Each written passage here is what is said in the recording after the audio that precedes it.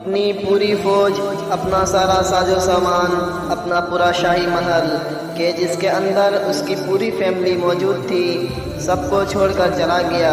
فتح حاصل کے بعد جب سکندر اعظم داریوس کے محل میں داخل ہوا تو اس نے پایا کہ بے شمار مال و دولت کے ساتھ ساتھ محل کے اندر داریوس کی ماں، اس کی خاص ملکہ اور اس کے علاوہ 350 کنیزیں موجود تھیں۔ ان تمام کنیزوں کی خوبصورتی کو دیکھ کر سکندر کا منہ کھلا کا کھلا رہ گیا، مگر اس کے باوجود بھی سکندر کی نگاہیں ابھی بھی کسی کو ڈھونڈ رہی تھی، اور وہ کوئی اور نہیں بلکہ برسین تھی۔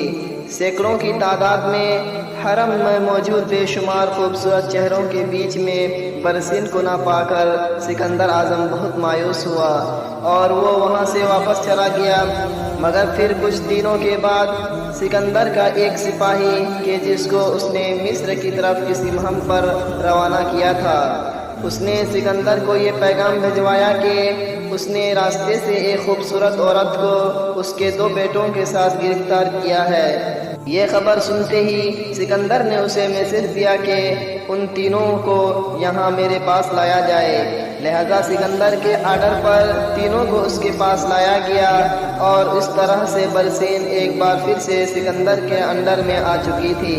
اب برسین پوری طرح سے سکندر کے اختیار میں تھی، مگر اس کے باوجود بھی سکندر نے کبھی بھی برسین کے ساتھ کوئی زبردستی نہیں کی۔ ہسٹورین کا ماننا ہے کہ برسین اکثر سکندر کے فوج کے ساتھ چلا کرتی تھی، اور پھر آہستہ آہستہ وقت گزرا اور برسین بھی سکندر سے محبت کرنے لگی تھی۔ برسین وہ پہلی عورت تھی کہ جس کے ساتھ الیگزینڈر دی گریٹ کو عشق ہوا تھا، اور اس کا زیادہ تر وقت برسین کے ساتھ ہی گزرا کرتا تھا۔ ایون فوج کی الگ الگ طرح کے آرڈر بھی برسین کے خیمے سے ہی دیے جاتے تھے۔ ایک بار کی بات ہے کہ جب برسین اور سکندر رات کے اندھیرے میں اپنے خیمے کے اندر لیٹے ہوئے تھے تو اچانک سے برسین اور میمون کا ایک بیٹا کہ جس کی عمر لگ بھگ 15 سال تھی، اس نے ایک چاقو کے ذریعے سے سکندر کے اوپر حملہ کیا، کیونکہ وہ اپنے باپ کی موت کو ابھی تک نہیں بھول پایا تھا۔ مگر ظاہر ہے کہ دوسری طرف بھی سکندر اعظم تھا۔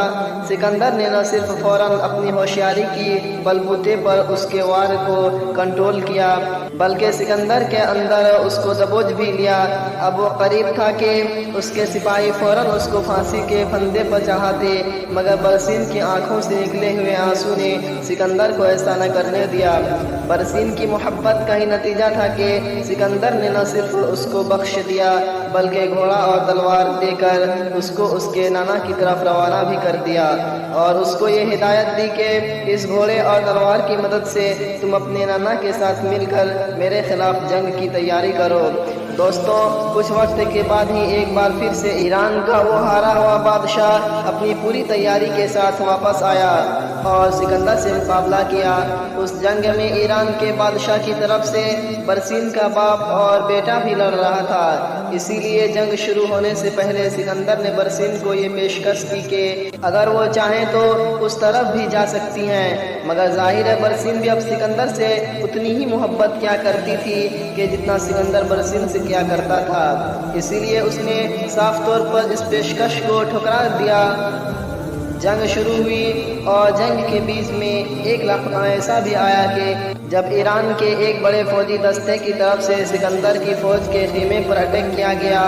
دراصل یہ وہ خیمہ تھا کہ جس کے اندر ایرانی عورتیں موجود تھیں، وہی ایرانی عورتیں کہ جن کو پچھلی جنگ میں قیدی بنایا گیا تھا۔ یعنی اس حملے کا مقصد ایرانی عورتوں کو آزاد کرانا تھا۔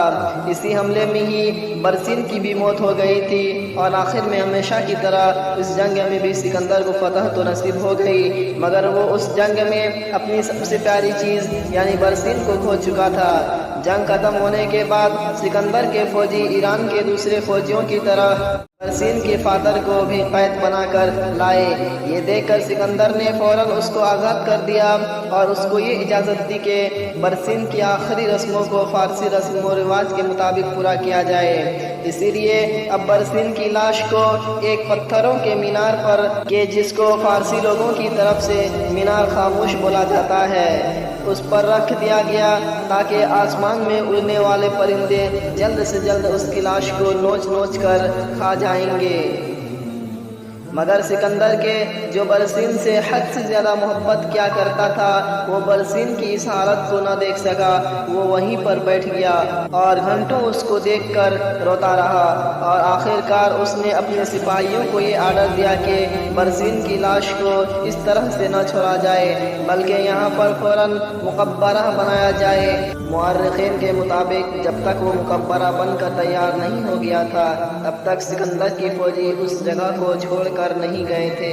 हिस्टोरिकल किताबों से ये बात क्लियर है कि सिकंदर ने जितनी ज़्यादा मोहब्बत और जितना ज़्यादा इश्क बरसीन के साथ किया था, उतनी ज़्यादा मोहब्बत उसने अपनी ज़िंदगी में किसी से नहीं की थी। और शायद यही वजह है कि आज के जब 2500 साल का ज़माना गुजर चुका है, जब भी बरसीन का नाम हिस्टोरिकल किताबों में मौजूद है। फ़िलहाल दोस्तों, आज की अपनी तहरीर को हम यहीं पर ख़त्म करते हैं। अल्लाह हाफिज़।